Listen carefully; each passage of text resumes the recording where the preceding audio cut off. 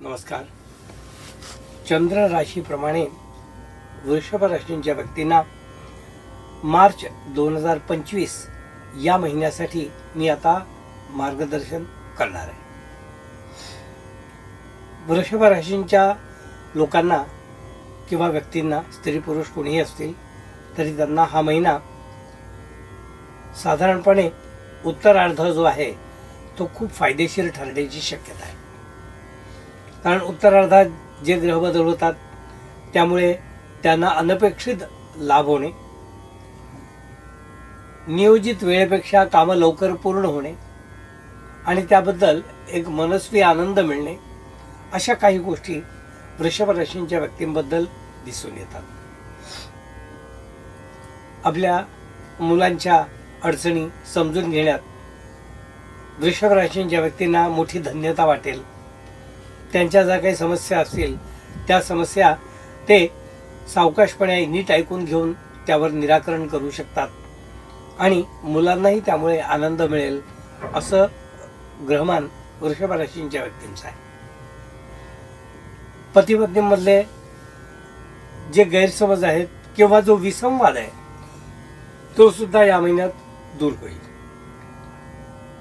ज्यांनी आपल्या बाळासाठी प्रयत्न करायचं ठरवले त्यांनी या महिन्यात आपल्या बाळासाठी किंवा आपल्या येणाऱ्या किंवा प्लॅन केलेल्या बाळासाठी प्रयत्न करण्यात काही हरकत नाही आहे.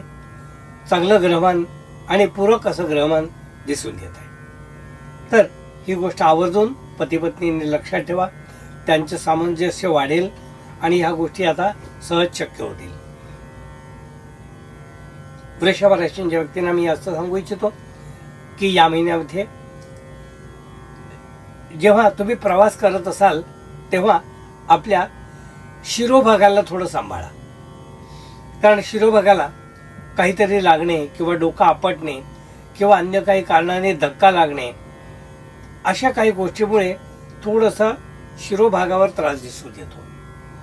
तर त्यासाठी तुम्ही अलर्ट राहा, सावध राहा आणि ज्या गोष्टी टाळता येण्यासारख्या आहेत त्या टाळण्याचा प्रयत्न करा. ज्या आपल्या हातात नाही आहेत त्याला आपण काही करू शकत नाही, पण ज्या आपल्या माहिती आहेत की आपल्या समोर घडतात, दिसतात आपल्याला, ते आपण टाळू शकतो. म्हणजे हेड इंजरी याबद्दल सावध राहा. दुसरा मुद्दा, जे लोक टू व्हीलर चालवतात त्यांनी हेल्मेट घातल्याशिवाय टू व्हीलर कधीच चालवू नये अशा प्रसंगी किंवा अशा ग्रहमाताच्या वेळी. त्यामुळे ती सुद्धा तुम्ही काळजी घ्याल असा मला विश्वास आहे. प्रकृतीबद्दल या गोष्टी आपण आवर्जून लक्षात ठेवा. साधारणपणे या महिन्याच्या उत्तरार्धामध्ये बऱ्याचशा गोष्टी मी सांगितलं तुम्हाला अनुकूल आहेत. त्याचा अर्थ नोकरीची जी काय तुम्ही प्रतीक्षा करत आहात, नोकरी बदलाची किंवा आपल्या परदेश गमनाची, नोकरीनिमित्तच त्या गोष्टी ह्या महिन्यात सगळ्या घडून येतील.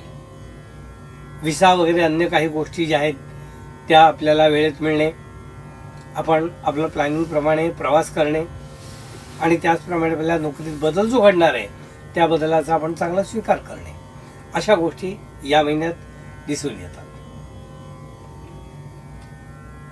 कामाचा आवाका ज्यांचा बराच मोठा आहे, ज्यांना बरीच मोठी कामं असतात, म्हणजे त्यांना दिवसभरात कधी विश्रांती सुद्धा मिळत नाही, त्यांना ह्या कामाचा व्याप आणखीन थोडा वाढणार आहे.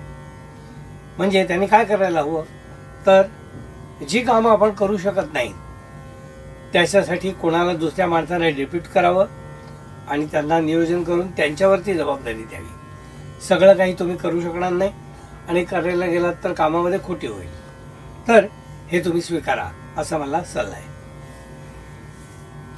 जे लहान उद्योग करतात किंवा अन्य काही स्वतःच्या हातावर ज्यांचं पोट आहे त्यांनी या महिन्यामध्ये काम एकदा घेतलं की ते पुरं करण्याकडे तुमचं कल असू दे.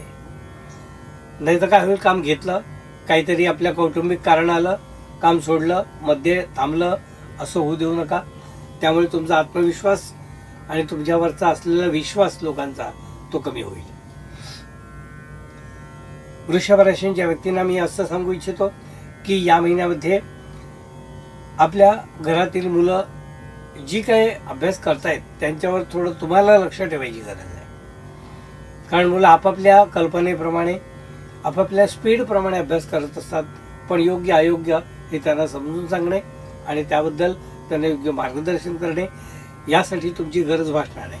ते तुम्ही या महिन्यात करून घ्या. आपल्या कौटुंबिक कारणामध्ये अशा गोष्टी दिसून येतात की आपल्या घरी अचानक पाहुणे येण्याचा योग दिसून येतो. तुम्ही म्हणाल की आता मोबाईलच्या युगात अचानक पाहुणे कोण येतात, सगळे फोन करूनच येतात, पण तसं नाही. बाहेरगावून काही लोक काही कामासाठी मुंबईत आलेले आहेत किंवा अन्य शहरात आलेले आहेत आणि त्यांना असं लक्षात आलं की आपण अनायसा पुण्यात आलो आहे, तर आपण अमुक ठिकाणी जाऊन येऊया, तर ते येऊ शकतात. अशा प्रकारचे पाहुणे अचानक येऊ शकतात. तर त्यामुळे कुटुंबात आनंदच घडेल, सगळ्यांना चांगलंच वाटेल आणि एक खूप चांगली एक लहर म्हणजे लाट घरामध्ये निर्माण होईल. घरातील लहान मुलांना खूप आनंद होईल.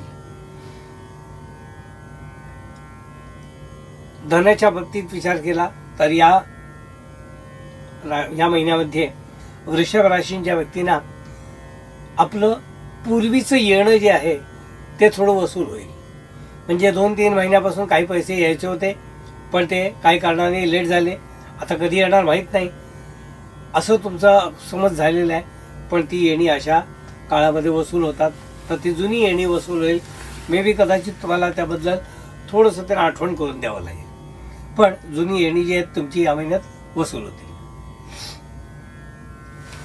उत्पन्न जे आहे ते या महिन्यात तुमचं व्यवस्थित राहणार आहे. जेवढे आवश्यक आहे तेवढं तुम्हाला उत्पन्न मिळणार आहे. आणि कुटुंबामध्ये काहीतरी पार्टी किंवा कोणाच्या तरी आगमनाने असं काहीतरी गेट टुगेदर होण्याचा योग दिसून येतोय. तर साहजिकच त्यामध्ये आनंद आपण निर्माण करायचा आणि आनंद आपण लोकांनाही द्यायचा, अशी प्रवृत्ती ठेवा. म्हणजे सगळं काही आलवेल आणि छान होईल. हे होतं वृषभ राशींच्या व्यक्तींना मार्गदर्शन.